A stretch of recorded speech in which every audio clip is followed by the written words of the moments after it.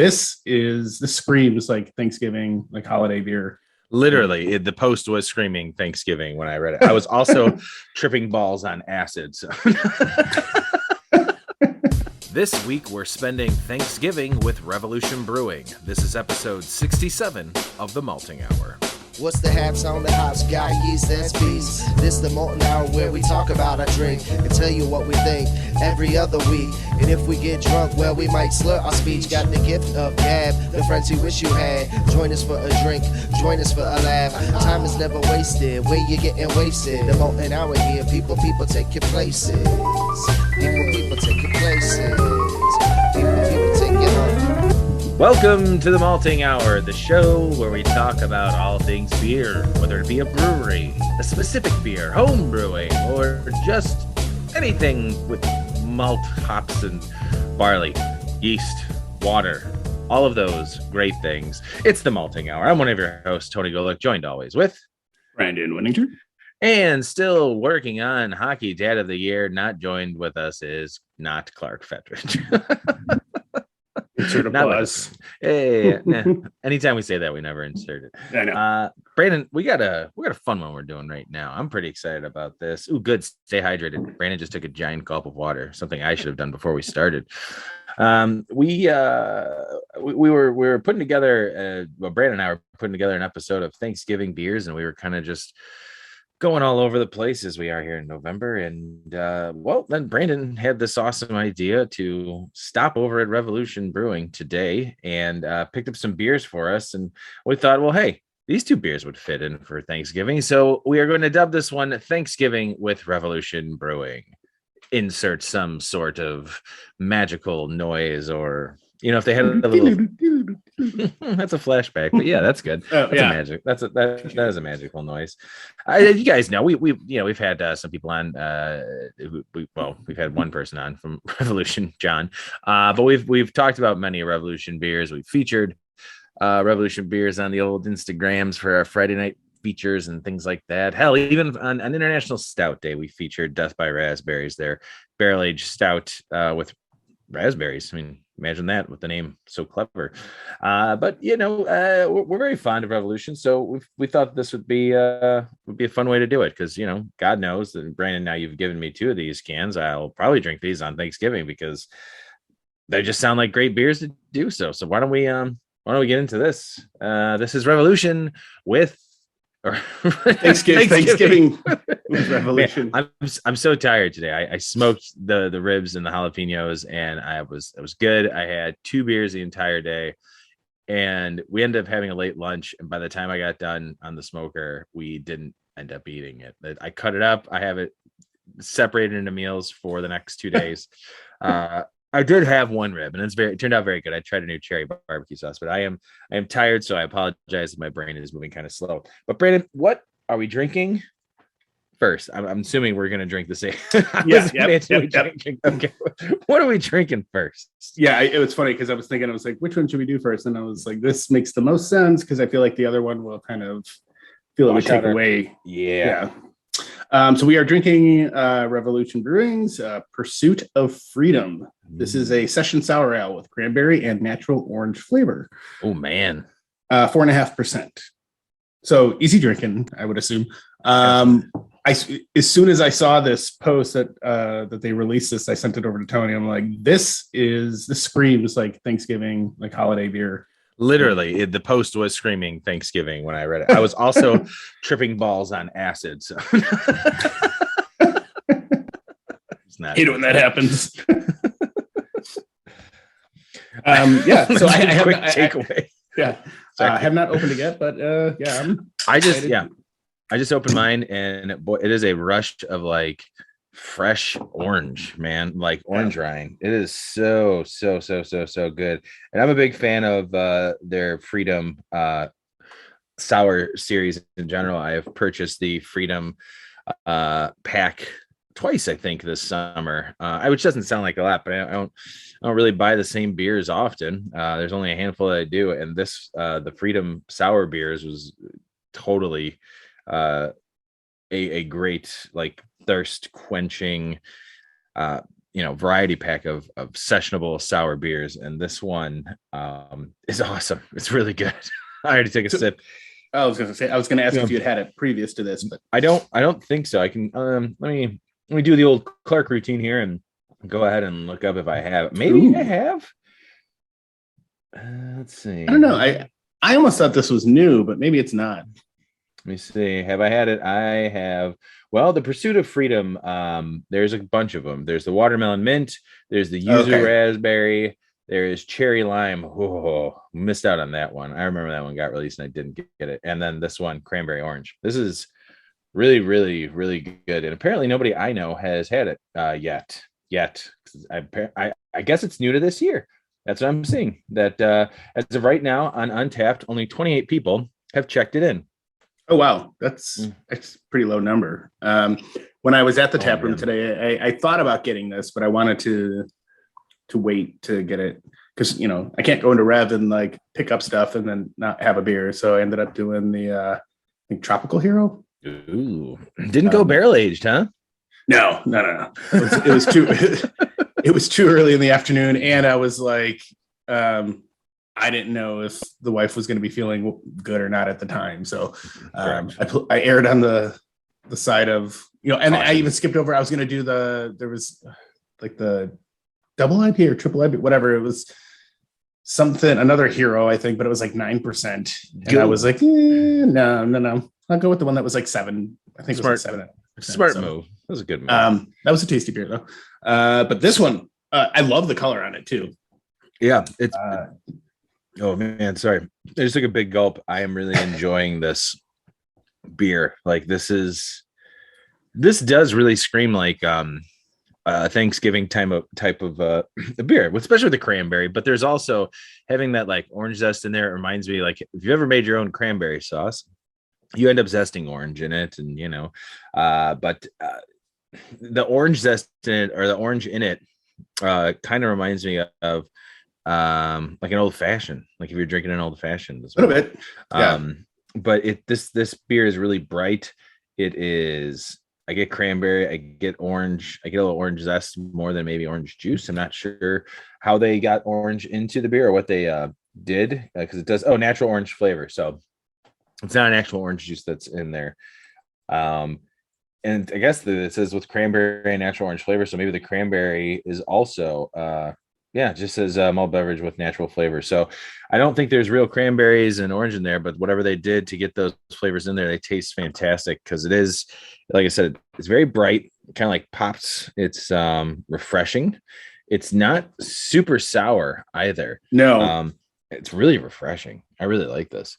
Yeah, and that's so I think, I have to be in the mood for a sour beer, but I've come to find that most of the Rev stuff, if it's labeled as like a session sour, it's not overly sour.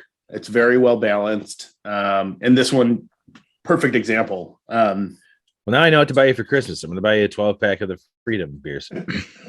And my wife likes them too. So that's kind of like a nice little add-on. So yeah. It's hard to find beer that she likes. But the other day for Stout Day, you posted the Death by Raspberries, and my wife had just been talking about like something about, I don't know why she was talking about, she went out with a friend last weekend and she's like, I had a stout. And I was like, oh, you did?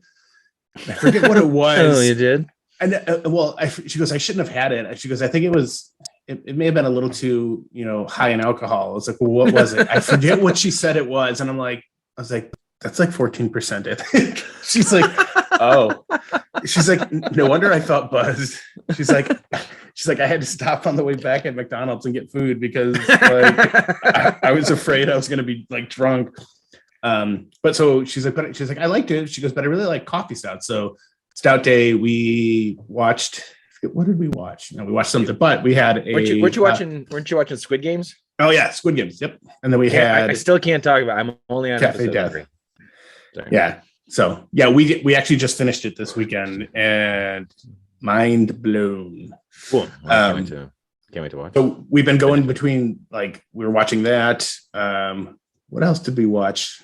On Hulu was Only Murders in the Building. That is the other show my wife and I are watching as well. Welcome to the shows that we and our wives watch together. Yeah, we're on episode 3 of that. Yeah, that show's good too. And then I'm trying to catch up on Apple TV. There is The Morning Show. We're gonna start that because we're almost done with Ted Lasso. So, oh, nice. Well, I will say this: we're almost done with season 1 of Ted Lasso, so we still have season 2. But yes, that's funny. We're watching the same things and we're finding out on the show together. Not giving away anything about The Morning Show, but Martin Short is in it, like a couple of episodes, and it's just like I love seeing that guy on television. It's just like he's the best. Yeah. I'm like, I was sitting there.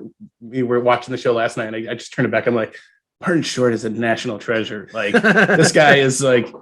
And then with him and Steve Martin together, like especially with Only Murders in the Building, like that, like they're such a good combination, man. Those guys do well together. Have you seen their? I think there's a stand-up on Netflix. Their stand-up they do together. I don't think we saw it. No, I think it's still on there. You should watch it. It's very, very funny. She was talking about that last night. So because they do stuff together and then they do stuff separately. It's really, really funny. It's good. I think I looked it up too. They may still be touring. I think they're still touring together. And I swear I saw that they were in Chicago earlier, like this summer, possibly. Could have been. So, yeah. Oh, we missed out on that because we're losers and we do a podcast about beer. That's where all our time and effort just go, unless we're, watching TV with our wives. Speaking of beer, although I think this is bourbon related, was it like Thursday or Friday? Benny's had posted William H. Macy was at their location doing a bottle signing. That would have been cool. Yeah. I was like, show up and he's hammered. I'm like, it's like Frank from Shameless. Great. I had a feeling that's where you're going with that. Yeah. Back to this beer real quick. I do want to say that this is a 16-ounce can and I've poured it into my glass and I am halfway done with it. I really thought that I was going to be able to sip it. Yeah, sip it, but I forget that all of these Freedom beers that they make, I absolutely love. I think my favorite one, which caught me by surprise, I don't remember the name of it, but it's blueberry and ginger. Oh, they originally released it in a 16-ounce format, and then they ended up adding it to the mix pack, and it's one of my favorites, like blueberry ginger ale. It's so good, and this kind of doesn't remind me of it, but it brings me back to like why I love these beers. And I don't know why I don't buy these beers more often or get more excited about them because I'm always impressed with them. And this one really does fit in, I think maybe more so than the other beer we're going to have, but this really fits in more with the holiday season, Oh, totally. I mean, there's around Thanksgiving and Christmas is about celebrating and whatever you celebrate. I don't just mean Christmas. There's a ton of things, but I celebrate Christmas, so that's the reference that I'm using. But around the holidays, from this time until the end of the year, we normally this is a time to open up special beers. You're celebrating with friends and family, and it's cool because a beer like this, which is, a limited release, and hopefully it makes its way into the mix pack, but it feels way more seasonal than the other ones. This is a beer that I would love to crack open and share with everybody on Thanksgiving. Like this is just a really, really solid beer. It's really refreshing. It's a good beer to have, I would say, probably before the meal or maybe even during your meal. The only other beer that I have that I was gonna maybe drink tonight before we decided to do these beers together, I still have a 2020 New Glarus Cranberry sitting in my refrigerator. So I've not had that at all. I'm pretty excited. I was gonna drink it last year for Thanksgiving. Didn't make it on the list. But this one for sure, man. I'll drink this one. I'm gonna save the other. Yeah, I'm having, depending on what we end up doing for Thanksgiving. Like obviously we celebrated separately from my family last year, right? And I keep asking my siblings, I'm like, are we going to dad's? Like, that's what we used to normally do, but it would be our first first Thanksgiving all back together at his house, like since my mom passed. And she's like, oh, I don't think Dad said he'll do it, but he sounded like he didn't really want to. I'm like, what? Why? Probably the mess or whatever. Sure. I was going to throw it out to them to be like, look, if you guys want us to host, like we'd be cool with hosting it. And well, I'm saying that I didn't ask Becca yet, but And I'm about to invite all of our listeners that if you want to go to Brandon's on Thanksgiving, he is hosting. Go over there. So anyways, my point being is if it does end up being here, I'm having a hard time convincing myself to not get a keg of this. I was just going to say, if that's available, get a keg. And in fact, let's talk about that off mic, because I bet you I can persuade my wife to be like, hey, look, Brandon's getting this keg. I'm going to split it with him, and I'm going to fill up like a bunch of growlers just to have. We're going to drink the hell out of this beer. Oh yeah. I mean, I could totally kill this beer, but yeah, that would be a fun beer to have on tap, man. I think everybody would enjoy it because it while it is a very specific, beer, it's not a sour beer to me. Like that's what I like about these Freedom beers is that they're not super sour. It doesn't really catch you off guard. It's not intensely sour. There's a nice tartness to it, but they really showcase the other fruits and flavors that, make it say spotlight those flavors in these beers. It's not just about being a super sour beer. I think that's what I've always liked about these. Yeah. And I think, and this one's perfect too, because there's a lot of people in my family that don't like, they don't like hoppy beers and all that kind of stuff. My brother-in-law, who is typically like, Coors Light, Miller Lite type of guy, usually drinks that. But like when they've gone on vacation, like they go to Gatlinburg a lot in Tennessee, but they've gone to like out to Hilton Head. And when he came back, I think that one time they stopped somewhere. I mean, it may have been Wicked Weed. I'm thinking Wicked Weed or Terrapin he came back with, but they had like a goes that he was just like literally like raving over. He's like, it's like the best beer in the world. And I was like, oh yeah, I've had that. I was like, it's a really good beer. So he's like, no, it's not just really good. It's the best. So he's always looking for that. But like this kind of, falls into that style, for people that like goes, I think this would be very similar and like probably something that he would appreciate too. So, and it's like, dude, it's only 4.5%, which is crazy. Yeah. I think this beer would be a great beer for people to try who don't like beer or prefer like cocktails or seltzers or something like that. Like this beer kind of can bring everybody in, kind of unite everybody as far as an adult beverage, if you will.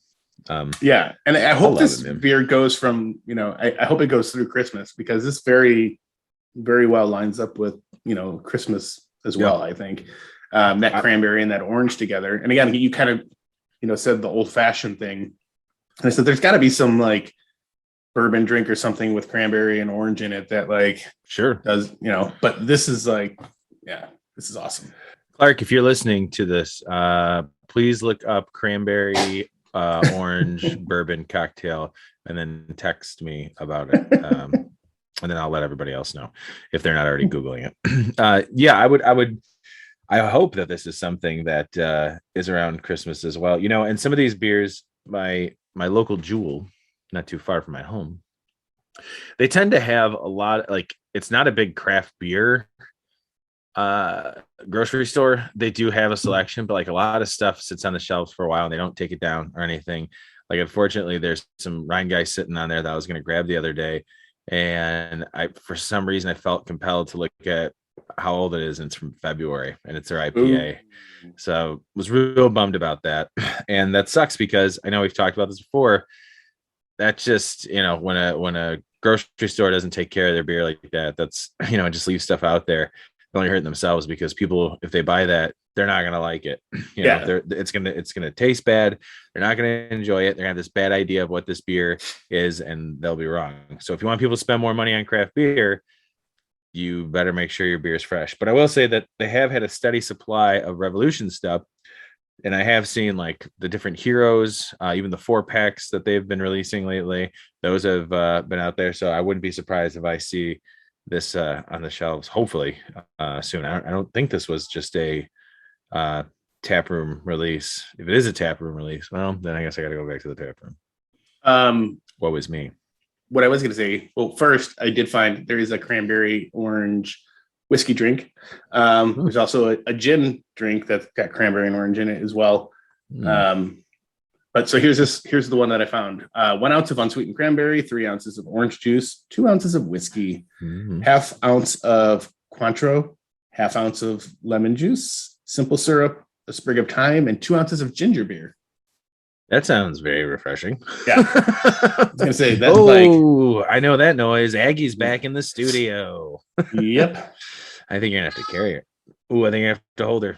Aggie has, you know what? Aggie is the official fill-in for when Clark is not. My foot's asleep. Aggie has become the official fill-in for when Clark is not available for these episodes. It's pretty much the same. They say little, and we try to ignore them the entire time. Pretty much. The other thing too is like, you know, I would have. I'm trying to think, who was the guy from Rhine Guys that was local? Was it Chris? Was he the local one? Good question. I don't remember. I have to go back and listen to that episode. Sorry, Chris, if you're not, and if you are. Yeah, I mean, I would have shot them a message and been like, hey, just an FYI, this insert grocery store name here has your stuff on the shelf from February. Because I think a lot of breweries like would go and like, you know, have the distributor take it back. Like, absolutely.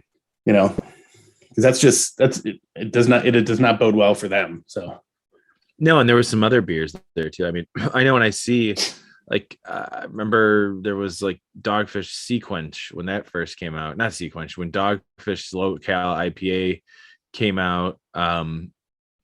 I really liked it. I still do like it. And I saw a 6-pack of it and I was excited. I'm like, cool, it's here.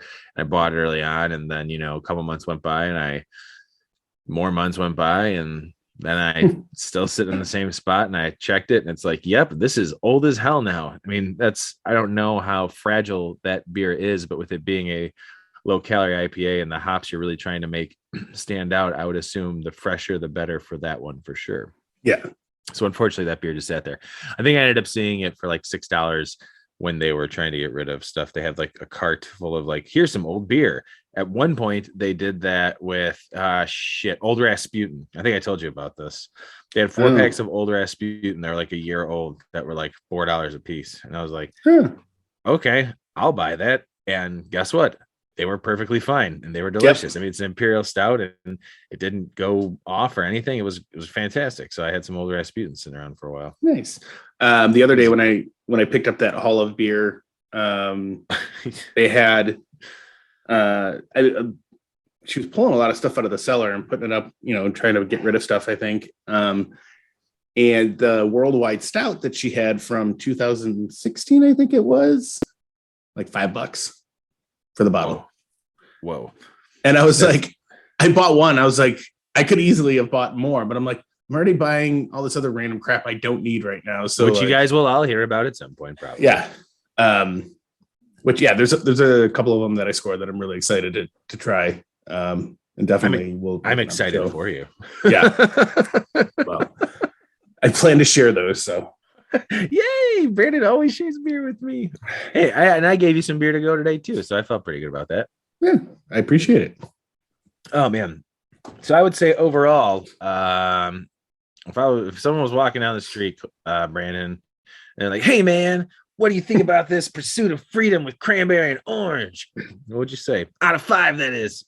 I'd say it's solid 4.25. Nice. Yeah, I'm gonna go a little higher on 4.5 just because I do love this Pursuit of Freedom, or Pursuit of the Freedom fucking beer. Sorry. The Freedom beer series in general, I just really enjoy. And this is one I'm gonna remember probably forever. This is awesome. And I really, really, really like it. Yeah, kudos to whoever came up with this line and just started doing these beers, because like there hasn't been one that I've tried that I was like, no. And they're all ones that I'd be like, I would drink that again. Like, I would totally drink that again. Like, this is one, most, these days, most beers I'll have like one of certain beer and I'll be like, I need to move on to something else. I could have more than one of these. Yeah, easily. I could easily, if we weren't doing it, if the whole episode was about this beer, I would have no trouble going to crack open the other one and drink it and call that a night for me. Could have smoked a turkey today. We could have had a turkey dinner. Boy, that would have been nice, huh? We just had our own Thanksgiving dinner. We should do that one time. Just do a Thanksgiving dinner podcast. Yes. That's what everybody wants to hear. Everybody wants to hear all us eat food and drink beer. It's not gross enough that you have to listen to us slurp and smack our mouths and swallow all this shit. That one would just be the ASMR episode. It's all the soothing noises of chewing. Oh man. But yeah, I would anybody here in Chicago, definitely recommend it. If you have friends in Chicago, you ask them to get this for you and send it to you, because this is it's a really, really good beer. It's really refreshing. It's really tasty, and it fits the season very well. I think this is going to be a big hit for Thanksgiving this year, and I look forward to maybe getting some more and having it past Thanksgiving as well. Yeah, again, I agree. I hope they definitely keep doing this one. I don't think there's one that they've done that has disappeared, really, has there? Well, the ones I read before, what was that? There was like the yuzu. Oh, yeah. The cherry lime, like those aren't unfortunately those are not around. Yuzu, raspberry, watermelon, mint. That one sounds pretty cool and interesting. And then the cranberry orange. So there are some that have not been around. Ooh, 2 people that I know have had the cherry and lime, and looks like they liked it. Interesting. All right. Well, if this was the beer for before dinner or during dinner, this next beer would definitely be the beer after dinner. And I'm excited about this one. We posted about it on social media, and so I am super stoked that we went out and got this, because this base beer in general is one of my favorite beers from them of all time. It was a beer that I think probably got me to really, really love Revolution, because I had not had a porter as thick or as heavy as this. It very much borderline stout in my book, and some of the other variations I've had in the past are super tasty, and this is the first time they've done it. And Brandon, what are we drinking? We are drinking Revolution's peanut butter Eugene, PB Eugene. Mm. It is a peanut butter porter. Yes, sir. I am super excited about this. 6.8%. So we're going up a lot higher. So I mean, you figure with a beer like this, you start off, you don't want to get shit faced before the meal, or I don't know how your family is. Maybe you do want to get shit faced before the meal.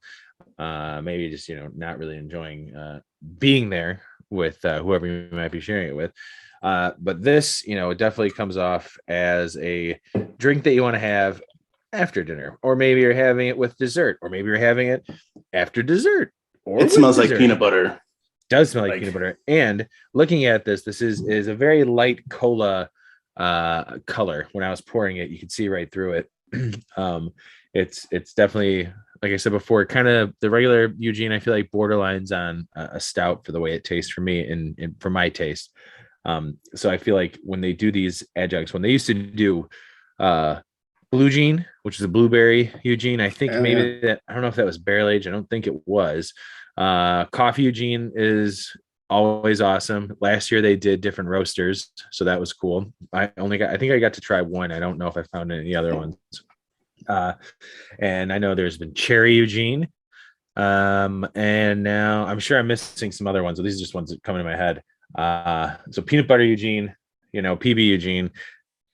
I love peanut butter beers. My cousin Kevin, who does the After the Final Pour song, also is a big fan of peanut butter stouts and peanut butter beers in general. He was very much looking forward to this as well. And Brandon, were you with me when we did the peanut? Yeah, we did the peanut butter cup beer together, didn't we? Or did I just do that on my own? I don't remember. It's one of the cereal beers. That's when I did a peanut butter porter, and it was hot as hell. I made it for my block party, and it was like 98 degrees. Oh, I remember that. Nobody drank it. And it sat on tap cold all day long. I think I had one, but yeah, you're right. The aroma is straight up peanut butter with like a little roastiness, a little coffee, a little chocolate notes in there. Kind of smells like a wet peanut butter cup. Yeah, and what I did find interesting is it is like there's peanut butter beers that I've had in the past that when you smell the peanut, it doesn't necessarily smell like peanut butter. You can tell that it's like the nut. This is definitely like a peanut butter almost. Yeah, it like does. Yeah, smell. It doesn't have like just peanut. I just took a sip and I went back in and had a second sip. Excuse me, everybody. This comes across, it reminds me of like some of the other peanut butter stouts that we've had in the past, but less sweet. Like there's like this dark cocoa-y chocolate flavor, a little roasty coffee, and then straight up peanut butter. Like, and it's not a sweet beer, which is throwing me off because of some of the other peanut butter beers we've had, like the Hubbard's Case peanut butter s'mores is very sweet and rich. And that, you know, that's 12%. This is more of a, here we've added some peanut butter into an already awesome beer, and it works. It works. It's like I mean, the chocolate in the back of my mouth, like the bitterness from the hops they use in Eugene Porter, and probably the bitterness, the malts, the roasted malts. It's like this cocoa-y, like dark chocolate aftertaste, and then the peanut butter is not lingering where it's like, you know, overdone. I would say. And it's definitely not like, I know there's been some breweries, you know, in the past year or so that have done some peanut butter beers, and I've seen online people complain that like you have to shake the beer a little bit first because it cakes at the bottom, like whatever they used for peanut butter. I mean, the beers apparently were still pretty good, but this, I don't think I was supposed to do that. I didn't do that. I didn't do it either, and it turned out awesome. I'm gonna swirl the bottom of my can right now just to make sure. What I did notice about this too is it's thin. Yes. It drinks like a thin stout. But again, that's closer to kind of porterish for me. But I do kind of agree with you. Like when I've had Eugene in the past, that I feel like it's closer to a stout than it is to a porter. Absolutely. And the carbonation is just so subtle on this that like, this is crazy easy drinking too. Like this one doesn't drink like it's 6.8%. Yeah, you know? It's like small little bubbles on my, not like you know, big imperial stouts, but like just a bit above that. It's definitely not as fizzy as the orange cranberry Pursuit of Freedom.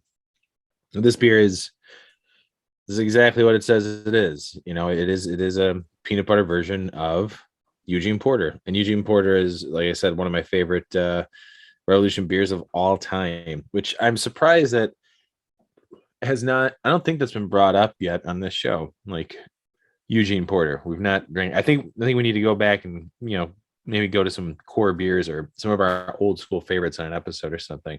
Cross of Gold. I mean, it's been a long time since anybody's seen Cross of Gold or had Cross of Gold. Maybe it'll make its way back someday. Cross of Gold. That is a delicious beer. This is a delicious beer. I feel like my taste buds weren't ready for it at the time. So out of curiosity, I just kind of quickly looked on Untappd to see if I can find like what past versions of Eugene there were. So obviously there's regular Eugene, there's coffee Eugene, and that's just straight coffee. It doesn't mention the brewery. There's barrel-aged Imperial Cherry Eugene. Yes. Clark and I came across that and I think one of our plop days. And in fact, I came to your house afterwards. That was that plop day that I went to. For your Friendsgiving. And yes, there was, and we didn't try it. I don't know why we didn't try it. I think it was because there were so many other death variants on tap that we were like, sorry, we don't have time. So, and then you were talking about how they did coffee with different coffee roasters. So there's coffee Eugene with Metropolis, coffee Eugene with Dark Matter, obviously the peanut butter Eugene we were enjoying right now, coconut Eugene. Oh boy. There's another coffee Eugene with it's in sip of hope. Oh, sip of hope. Yeah. For a second, I thought it said sip of hops. So I was like, how is that coffee? And then there's just a bunch of other like random ones, like no longer in production, like Eugene with Dark Matter Unicorn Blood, Eugene with cocoa nibs and cherry, Eugene with cocoa nibs, Eugene with vanilla and graham crackers. Ooh. Vanilla. Should we be French pressing Eugene? Like, should we get some Eugene Porter and French press some stuff and try our own Eugene Porters? I feel like that would serve us well. Yeah. Like, I mean, I don't think that's a bad idea. No, I did. And it's cheaper than doing it with Bourbon County. Absolutely no shit. I one time tried to do a clone of Eugene Porter. I saw a recipe online. I remember tried, yeah, and it definitely came out more like a stout. So Myke dubbed it. He gave me the name Stout off the Porter Bow. So I thought that was clever. Unfortunately, I no longer have that recipe. I have no idea where it's at. I am becoming a firm believer that I need to write down recipes from now on instead of just relying on my phone, since my last phone died on me and I lost all my recipes. R.I.P. Still getting over it. But with that being said, I am happy to announce that next weekend, for the first time in 5 months. When was the last time I brewed? I don't know. I'm brewing my first beer in a long time, and I'm really excited. Nice. So next week I'm going to be brewing. What are you doing? Doing a brown ale. I'm doing my brown ale, man. I wanted to do it. I'm calling it just the autumn brown ale. It's a very basic recipe, so I'm super excited about doing that. I've had. So is that the one you would have done for the homebrew competition had you known about it? The one we were talking about earlier? Yes. Oh wow. But they have apologized, and sounds like everything's cleared up. I did have a brief thought. It's $20 to go. We could go. No, it's not a terrible idea. Go ahead. We'll talk off mic about that. Yeah. But yes, so I'm excited about that. I'm gonna do a brown ale. I might do. I don't know. I might try and brew something else as well. But I did want to have a brown ale on tap because as we're getting the colder months, and except for doing the podcast and stuff, I really have stuck pretty well to only drinking Friday, Saturday, and Sunday, which is not bad from someone who used to have 2 or 3 beers a day every day, and then just kept consuming on the weekend. So I will say my body is much, much happier that I've gone that route. So I figured a brown ale would be nice because I think it's going to come in. In fact, let me pull it up real quick because I'm not making anything crazy. I mentioned I was doing a brown ale to somebody recently.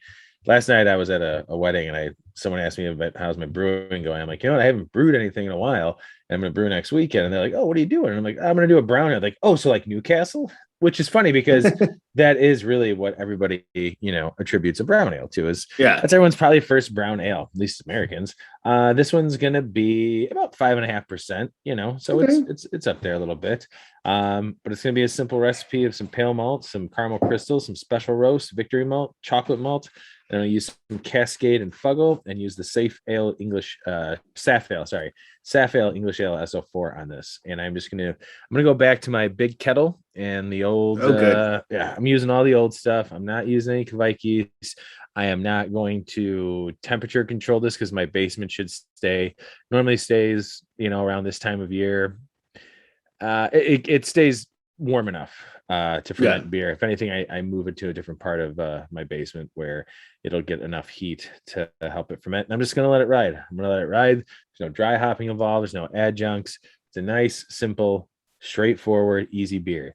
If this beer does not turn out, I'm getting rid of all my buckets and stuff and hoses and I'm swapping everything out because then that has to be what it is. It has to be. That's what it has to come down to. So once this beer's done, then once December rolls around, I will probably fire up the electric brewing mash and boil to brew something simple again. Also not using Kveik yeast. No offense to Kveik yeast. I just think I had a bad run with it. So I'm going to try something else. I really do want to try and do a hard seltzer proper and see if I can nail that. If I can nail that, oh man, are we going to be cooking for the summer, baby?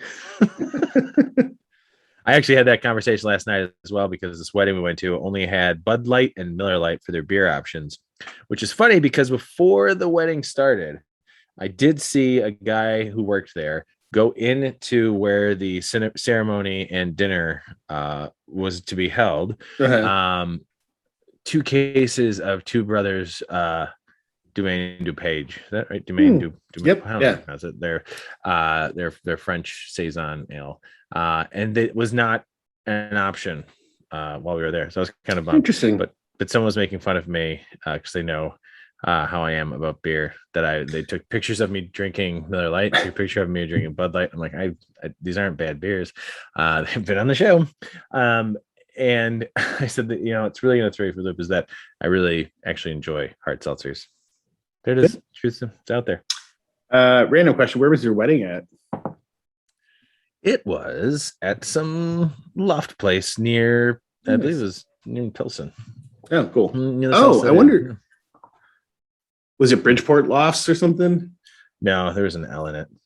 Yeah, I'm trying to think because there was a place that I went to on the south side before. It wasn't. I mean, I don't know. I consider like anything like Pilsen. That's not south side to me. I mean, it's like south, but it's not. But it's like Beverly's the south side. Like, sorry, noobs, but like where you grew up, that's south side.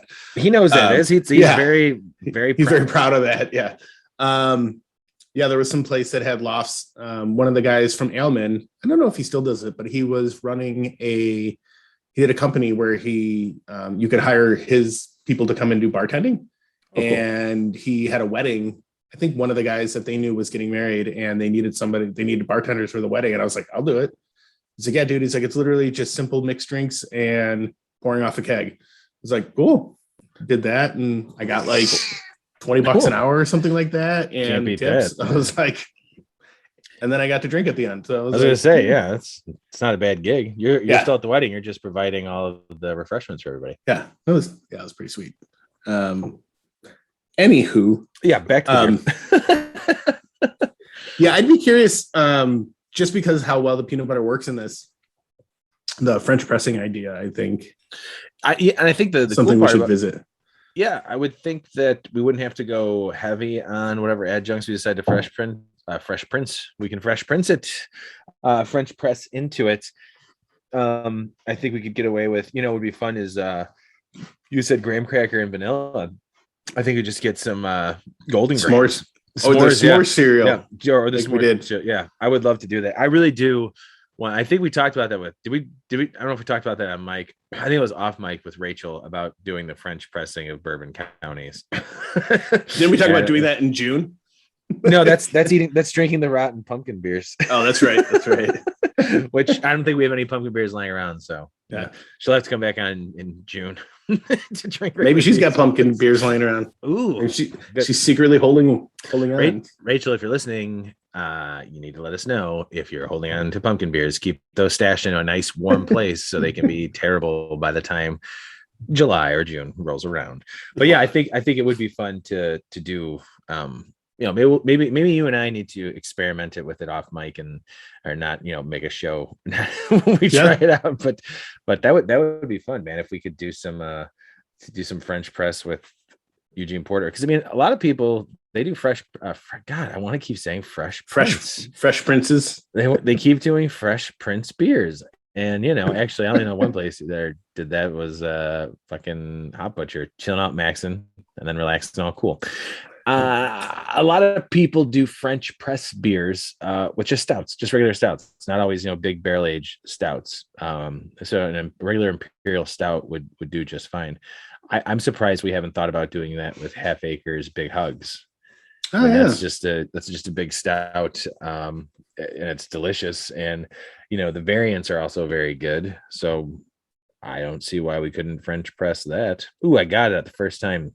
That time that was good. I would have been curious. I mean, I don't think they brew it anymore, or it's been forever. Was it Goose Island's Big John? Was like that the original base beer for Bourbon County? I thought it was Night Stalker or Night Stalker. I was gonna say it was either Big John or Night Stalker. So one of those two. But I've had both, and both are very good beers. Do you want down now? Make up your mind, Cap. So I would be curious if they still had that, like to do that. That would be. I would love to honestly just find a bottle of Night Stalker. That would be fantastic. Yeah, I had one, and I don't know if we drank it. We probably drank it. Yeah, but it's no longer there. No, available. Yeah, I'm trying to think where I found that bottle too. That may have been something like Gus had like hold it on to, and I was like, "Hey, you want this?" I was like, "Cool." So yeah. Because I got that originally, like when I first started buying Bourbon County, when I got it, I was like, oh my God, this beer is amazing. And so I think somebody had told me, oh, this is the base beer. And I found it. And I think it was an old bottle at the time. And I held on to it and I had it for like 6 or 7 years. probably before it was drank. So, I mean, honestly, there have been clone recipes and like actual recipes for Bourbon County release that we could just brew that. We could probably do it very well on your setup and just make, a Bourbon County clone without barrel aging it and just have that. But I mean, I don't know. Our Into the Void Imperial Stout is pretty freaking good. We could always ask the friend that we have that used to work at a brewery that brewed a beer that was just like Bourbon County. Yes, interesting. Yeah, we could ask. That was a good idea. Speaking of Into the Void, I wish there was a way for people who listen to the show. Actually, some of the people who do listen to the show will probably get a chance to try it this time around.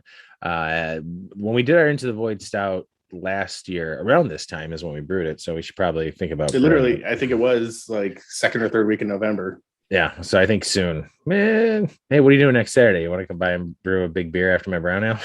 Or I come by I can bring my stuff over and just do a double brew day, baby. It's been a while since I've done that. That would be fun. And we can record just like last time. We have to, because that's the only way the beer turned out. We did, our Into the Void, which is we had cinnamon rolls from our friend Fanny's, our friends at Fanny's, and they are no longer around. RIP. Unfortunately, they have closed up shop. If you guys don't know that, Stephanie has moved on, and we wish her all the best, and we thank her for all the time. I mean, she'll be back on the show, I'm sure, at some point, but no longer as the proprietor and owner of Fanny's. But we are going to weasel out that recipe from her, because we used the full iced cinnamon rolls. I mean, these cinnamon rolls are fucking huge. You go back to our posts about it. How many do we put 4 in there?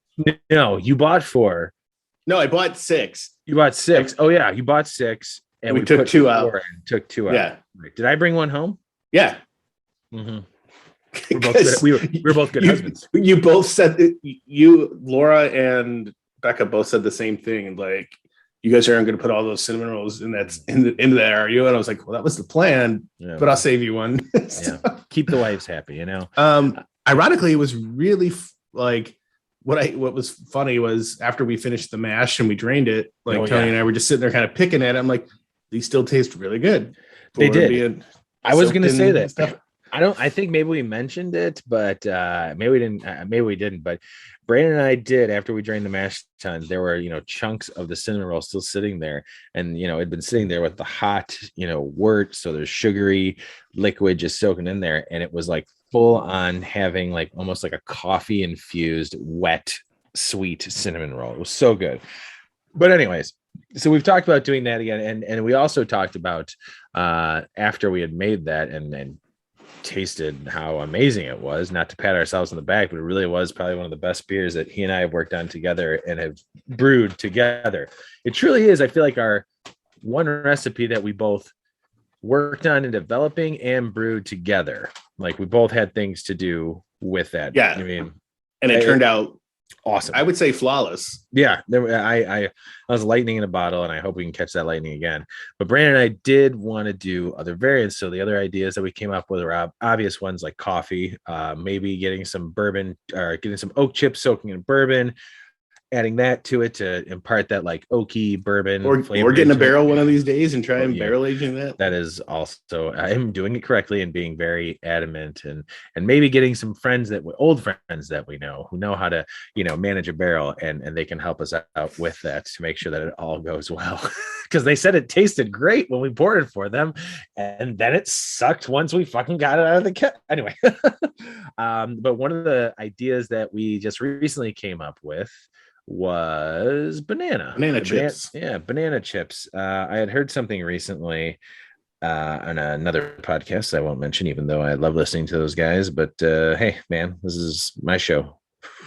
I'm not going to mention someone else's show. I was going to say it.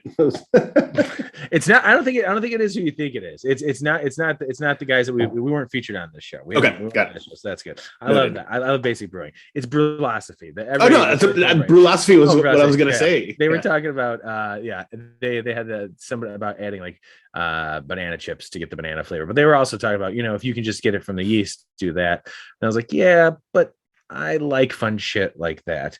And, I don't know why we didn't think about it, because when you dehydrate bananas or have banana chips, you suck out all that moisture so that when you're adding it to secondary, it's just going to release all those flavors, and it's just going to be, I'm so excited to and it was funny. It was funny when you had mentioned that, because I had just in my dehydrator taken like 2 bananas and dehydrated them, trying to get Benjamin to eat some like banana chips.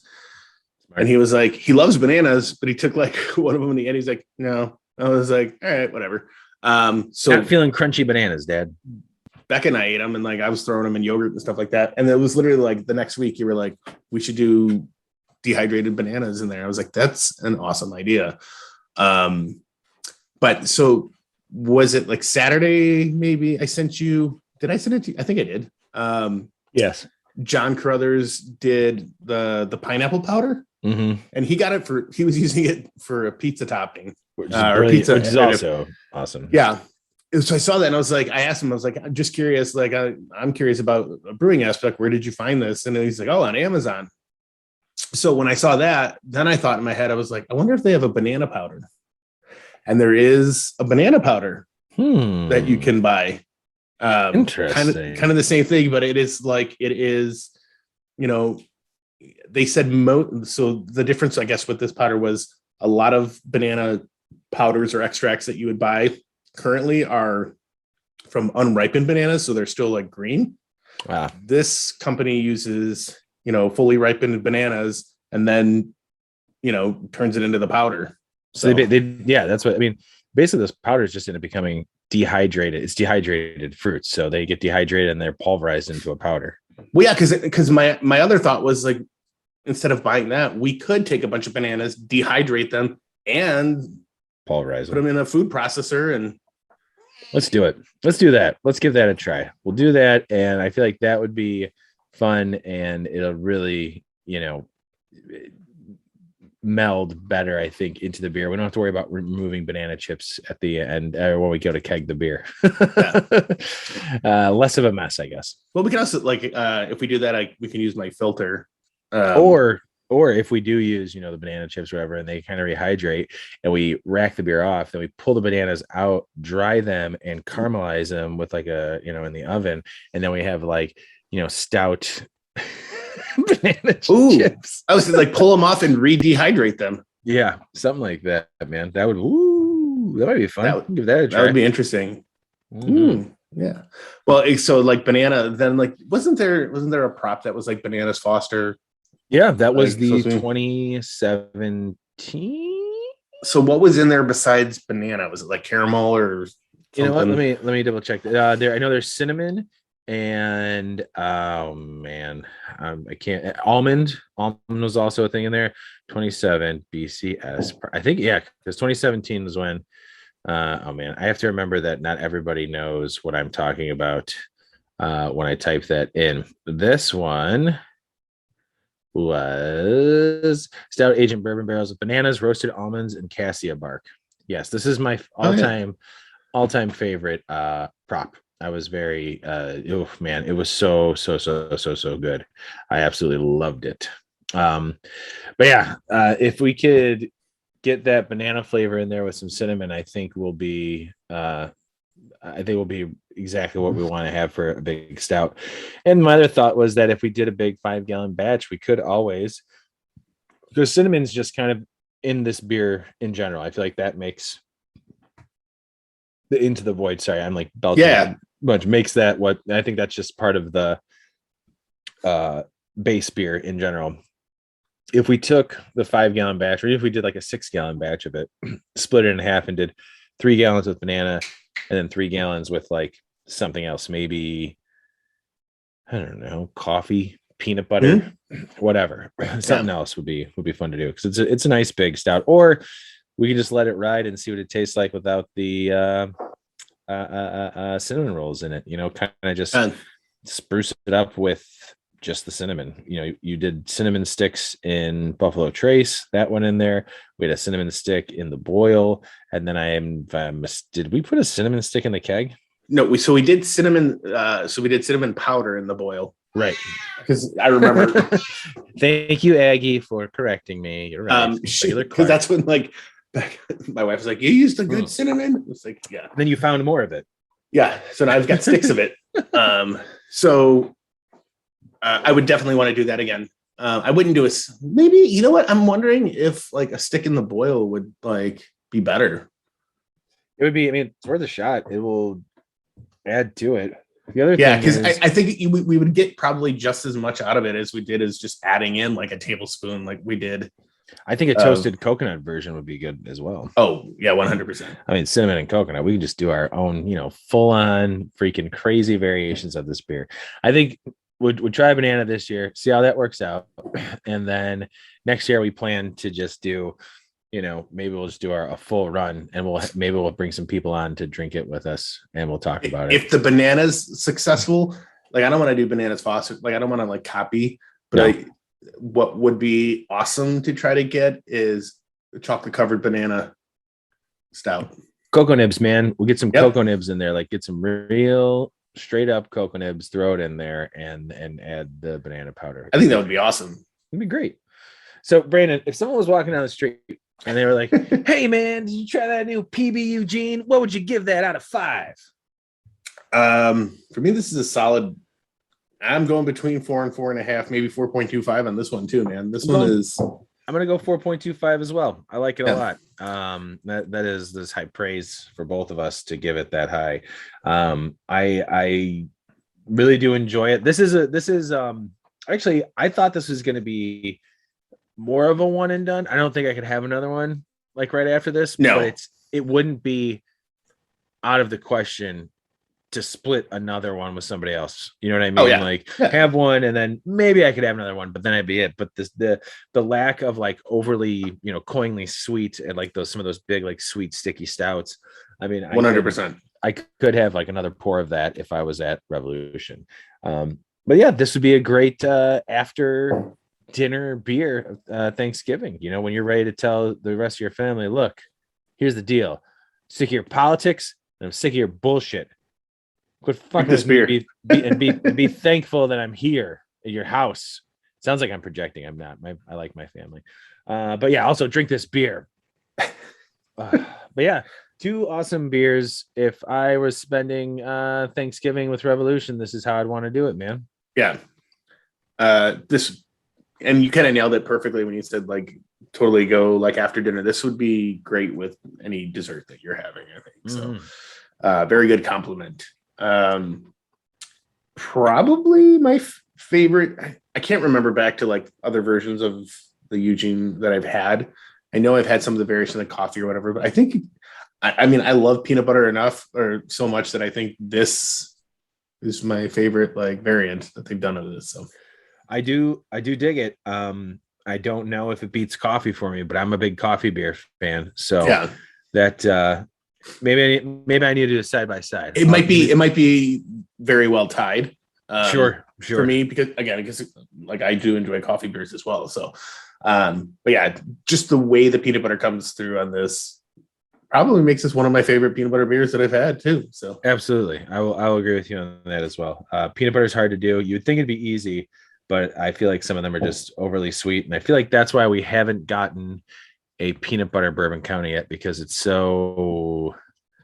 I feel like that's a difficult thing to do. Or death by peanut butter would be interesting. Whoa, but it's just that's just tough. I feel like that's I feel like it's a game. Maybe we just gave Rev an idea. Hey guys, if you brew this, please let us know. We'll come and help you. Yeah, we'll give you a hand. We like brewing. We're brewers. That's what we do. We do those things. But yeah, so there we go. That's our Thanksgiving with Revolution Brewing episode. We hope you guys go in, if you're in the Chicago area or anybody who can grab you these beers, call them up. Say, hey man, I want to drink the beers that the Malting Hour guys had and suggested for Thanksgiving, because they know their shit and they know what they're doing. If there's one thing we know how to drink beer, and we know what goes with holidays. That's our new tagline. Brandon, oh Jesus, stuff's falling over here. Brandon, I love you, man. Love you too, brother. Aggie, thanks for joining us again and filling in for Clark. We appreciate it.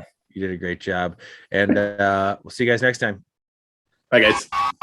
Thank you. This has been The Malting Hour. Be sure to follow us on all social media by searching The Malting Hour and at themaltinghour.com. You can also follow us on social media platforms individually. Brandon can be found on Instagram as BMDub81, on Twitter, BDub81, on Untapped, BDub Drinks Beer. Tony can be found on Instagram and Untapped under Asa Phelps Chicago. On Twitter, The Asa Phelps Chicago. Clark can be found as Clarkowski on all three. Be sure to subscribe, like, and rate the show on your preferred podcast listening platform. Until next time, cheers from all of us at The Malting Hour.